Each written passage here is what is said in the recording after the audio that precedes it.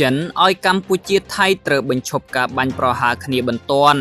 កិច្ចការបន្ទាន់គឺត្រូវបញ្ឈប់ការបាញ់ប្រហារគ្នាឲ្យបានឆាប់ចាប់ផ្ដើមការសន្ទនាឡើងវិញនិងដោះស្រាយចំនួនព្រំដែនដោយសន្តិវិធីហើយនឹងរីករាយក្នុងការបង្កើតលក្ខខណ្ឌឡើងវិញនិងផ្ដល់វេទិកាសម្រាប់ការសន្ទនានិងកិច្ចចរចារវាងភាគីទាំងពីរទាំងនេះជាខ្លឹមសារដែលអគ្គរដ្ឋទូតចិនប្រចាំកម្ពុជាលោកវ៉ាន់វីងពីងផ្សព្វផ្សាយឲ្យបានដឹងក្រោយពេលលោកឌីងស៊ីជុនមន្ត្រីបេសកជនពិសេសទទួលបន្ទុកកិច្ចការអាស៊ាននៃក្រសួងការបរទេសចិនបំពេញទស្សនកិច្ចនៅក្នុងប្រទេសកម្ពុជានិងថៃដើម្បីសម្រាប់សម្រួលឲ្យមានបទឈប់បាញ់ក្នុងចំនួនព្រំដែនកម្ពុជាថៃ